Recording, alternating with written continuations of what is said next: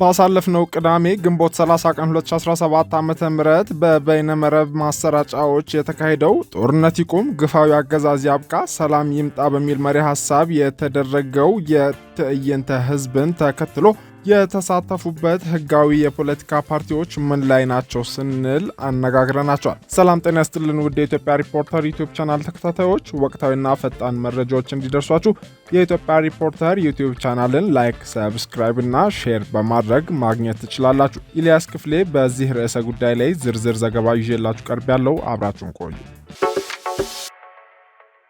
መንግስት ከሰላማዊ ትግል አስወጣቸዋለሁ ብሎ ማሰብ ያቁም ሲል ኢህአፓ አሳስቧል። በቅርቡ በተደረገው የበይነመረብ የፖለቲካ ትዕይንት ላይ መሳተፉ ማስፈራሪያ እየደረሰበት እንደሆነ ፓርቲው ሲያስታውቅ፣ አንዳንድ ፓርቲዎች የተለየ ጫና እንዳልደረሰባቸው ለሪፖርተር ተናግረዋል። ግንቦት 30 ቀን 2017 ዓመተ ምህረት በተለያዩ የበይነመረብ ማሰራጫዎች በተለይም በዩቲዩብ የተካሄደው ጦርነት ይቁም፣ ግፋዊ አገዛዝ ያብቃ፣ ሰላም ይምጣ በሚል መሪ ሐሳብ አንጋፋው ፖለቲከኛ ልደቱ አያሌው የሚመሩት አብሮነት ኢትዮጵያ የተሰኘው ኮሚቴ ያዘጋጀውና በአዘጋጆቹ የተቃውሞ ትዕይንተ ህዝብ ተብሎ የተጠራው ዝግጅት መካሄዱ ይታወሳል። በፖለቲካ አመለካከት ሰፊ ልዩነት አላቸው የተባሉ አካላት የተገኙበትና በኢትዮጵያ ውስጥ በህጋዊነት ተመዝግበው ከሚንቀሳቀሱ የፖለቲካ ድርጅቶች እስከ አንጋፋው የህወሓት መስራች ስብሃት ነጋ፣ ጀዋር መሐመድ፣ ልደቱ አያሌው፣ ዘመነ ካሴ፣ ፕሮፌሰር ሕዝቅኤል ጋቢሳና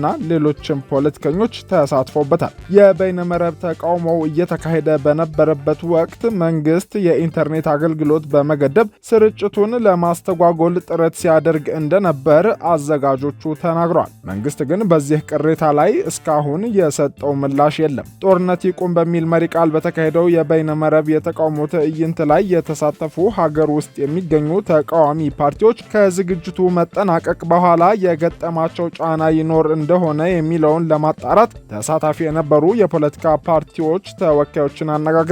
በኢትዮጵያ ህዝባዊ አብዮታዊ ፓርቲ ኢህአፓ በኩል ከፍተኛ ወከባና ጫና እንዲሁም የማስፈራሪያ መልእክቶች እየደረሰባቸውና እየደረሳቸው እንደሆነ ገልጿል። በሌላ በኩል የትዕይንተ ህዝቡ ተሳታፊ የነበሩት የእናት ፓርቲ ሊቀመንበር ሰይፈ ስላሴ አያሌው እንዲሁም የህብር ኢትዮጵያ ፓርቲ ሊቀመንበር ግርማ በቀለ በመድረኩ ላይ ሐሳባቸውን ካካፈሉ በኋላ የተለየ ጫና እንዳልደረሰባቸው ለሪፖርተር ተናግረዋል። አቶ ግርማ በዝግጅቱ ወቅት የኢንተርኔት መቆራረጥ ችግር ነበረ፣ ከዛ ውጪ በመድረኩ ከተሳተፍን በኋላ እንደ ፓርቲም ሆነ እንደ ግል የተለየ ጫና አልደረሰብንም ሲሉም ነው የተናገሩት። አቶ ሰይፈ ስላሴም በተመሳሳይ የተለየ ጫና እንዳላስተዋሉ ለሪፖርተር ገልጸዋል። ምንም የተለየ ነገር እየደረሰ ነገር የለም። የመጣልን መልእክትም ምንም የተለየ ነገር የለም። ያው ከመሳተፋችሁ ጋር የተለየ ነገር የለም። ባጭሩ ምንም ነገር የለም። የኢሃፓ ዋና ጸሐፊ ሚስጥረ ስላሴ ታምራት በበኩላቸው ከዝግጅቱ በኋላ ማስፈራሪያ እየደረሳቸው ሲሆን በመድረኩ የተሳተፉ ሌሎች ፓርቲዎችም ተመሳሳይ ወከባ እየደረሰባቸው እንደሆነ እንደገለጹላቸው ነው ለሪፖርተር የተናገሩት። ኢሃፓ ከዚህ ቀደምም ጦርነት ይቁም፣ ሰላም ይስፈን የሚል ሰልፍ ማቀዱ በመንግስት የተለየ አይን ውስጥ አስገብቶታል ሲሉም አክለዋል። ለሰላም ክፍት ከሆነ አካል ጋር ለመነጋገር የመንግስት ፈቃድ አያሻንም ያሉት ዋና ጸሐፊዋ መንግስት ከሰላማዊ ትግል አስወጣቸዋለሁ የሚለውን ነገር ከአእምሮ ማውጣት አለበት በማለትም አሳስበዋል።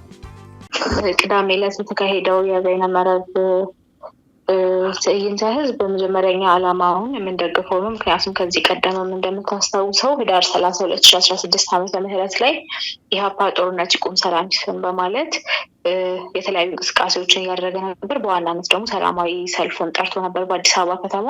አስተባባሪዎቹ በመታሰራቸው ምክንያት እና ከዛም በኋላ ህዝቡም ደግሞ ተባባሪ ስላልነበር በወቅቱ ሰልፉ ሳይካሄድ ቀርቷል። እንቅስቃሴውም የታለመለትን ግብ ሳይመጣ ቀርቷል። ነገር ግን እንዳልኩ ይሄን ያስታወስኩት ለምንድን ነው? የምንደግፈው ዓላማ ነው። ጦርነት ይቁም፣ ሰላም ይስፈን የሚለውን ዓላማ እኛም በደንብ ሰፖርት የምናደርግ ነው። እንግዲህ ጥሪው ቀረበልኝ ለኔም እንዲሁ ደግሞ ለፓርቲያችን ተቀዳይ ምክትል ሊቀመንበር። ከዛ በኋላ አንድ ሰው ወከለን እኔ ተገኘው። ከተገኘሁኝ በኋላ እንደምታውቀው ነው እኛ የምናምንበትን መልእክት አስተላልፈናል። እንዲሁ ሌሎች ደግሞ ኢትዮጵያውያን ሆኖ በኢትዮጵያ ፖለቲክስ ውስጥ በደንብ ፕሮሚነንት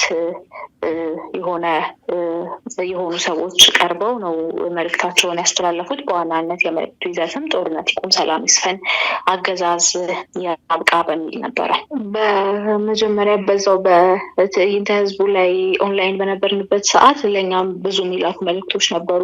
እየተቆራረጠ እንደነበረ ከተለያዩ ቦታዎች መልእክት ሲደርሰን ነበረ። ከዛም በኋላ ደግሞ የጠየቅናቸው ሰዎች አዎ ተቋርጦ ነበር የሚል ምላሽ ሰጥተውናል። ይህ ሁሉ ግን የማይጠበቅ አይደለም። እኛ ላይ የሚደርሰው ጫና እንዲሁም ማስፈራሪያ የማይጠበቅ ነገር አይደለም። ከዚህ በፊት አገዛዙ በተደጋጋሚ አሳይቷል። የሰላማዊ ትግል እንደሚፈራ እንኳን በአንድ መድረክ እንዳይቀመጡ አድርጌያቸዋለሁ እና ስማቸውንም መጠራራት አይፈልጉም የሚላቸው የፖለቲካ ኃይሎች ተሰብስበው ይቅርና ትንሽም አንድ መግለጫም ሲወጣ የሚያደርጉትን አጸፋዊ ምላሽ የምናውቀው ነው እና ሁላችንም የማንጠብቀው ነገር አይደለም ልልህ ፈልጌ ነው።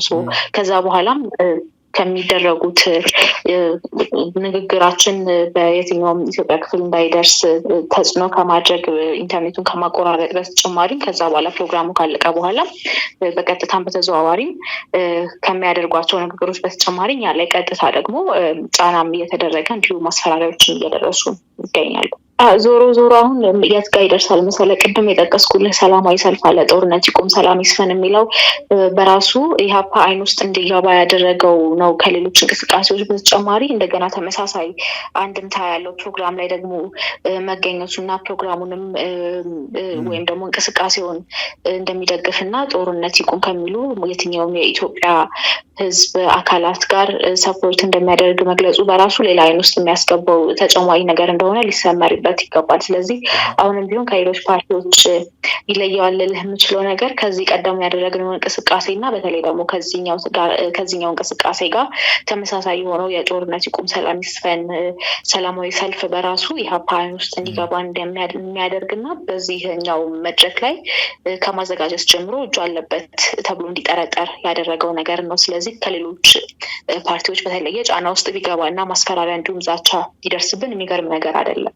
ሌሎች ላይ አልደረሰም ደርሷል የሚለውን እኛን እንደደረሰባቸው የገለጹልን ፓርቲዎችም ስላሉ ማለት ነው። እኛ አሁንም ይህንን ጉዳይ ለማጋለጥ እየሞከርን ያለ ነው ወይም ደግሞ እንደዚህ የሚደርሱ ጫናዎችን እየገለጽን ያለ ነው ከፍርሃት ወይ ደግሞ የሰላማዊ ትግላችንን ፈርተን እናቆማለን ከሚል አንድምታ እንዳልሆነ ህዝቡም መንግስት የሚገነዘበው ይገባል። እኛ ይሄ ትግል ውስጥ ስንገባ አልጋ ባልጋ ይሆንልናል ወይም ደግሞ ከአገዛዙም ሽልማት ይጠብቀናል ብለን አይደለም የገባ ነው። የሚደርሱብንን ጫናዎች እስከ ሞት ድረስ ያለውን ሁኔታ በደንብ አሳምረን እናውቃለን።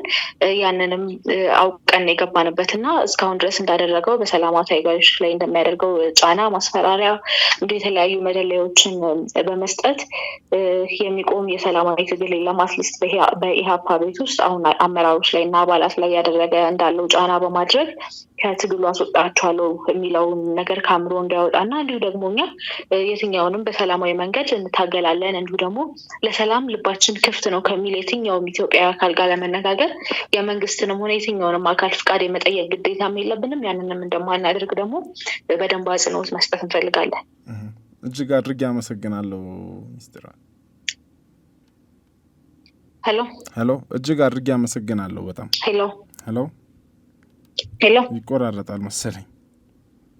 እሺ የት ጋር ነበር? እስከምንደርስ ሰምተኸኛል? አይ እኔ ሰምቼሻለሁ በደንብ። እኔ አመሰግናለሁ ስልሽ ነው ያልተሰማሽ።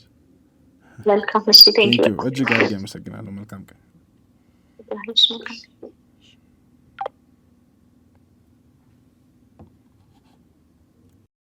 ሪፖርተር ተጨማሪ ፓርቲዎችን ለማካተት ያደረገው ጥረት ሳይሳካ የቀረ ሲሆን ካነጋገርናቸው ፓርቲዎች በተጨማሪ በበይነመረብ የተቃውሞ ሰልፉ ላይ የወላይታ ብሔራዊ ንቅናቄ ሊቀመንበር አቶ አማኑኤል ሞጊሶ እንዲሁም የኢትዮጵያ ሶሻል ዲሞክራሲያዊ ፓርቲ ኢሶዴፓ ሊቀመንበር ዶክተር ራሄል ባፌ ተሳትፈው በትዕይንተ ህዝቡ ላይ አስተያየታቸውንና ሀሳባቸውን ማቅረባቸው አይዘነጋም። ውድ የኢትዮጵያ ሪፖርተር ዩቲዩብ ቻናል ተከታታዮች ለሰዓቱ ያዘጋጀነው አቤት ጉዳይ ያደመጣችሁትን ይመስል ነበር። የኢትዮጵያ ሪፖርተር ዩቲዩብ ቻናልን ላይክ፣ ሰብስክራይብ እና ሼር በማድረግ ወቅታዊና ፈጣን መረጃዎች እንዲደርሷችሁ ማድረግ ይቻላል። መልካም ጊዜ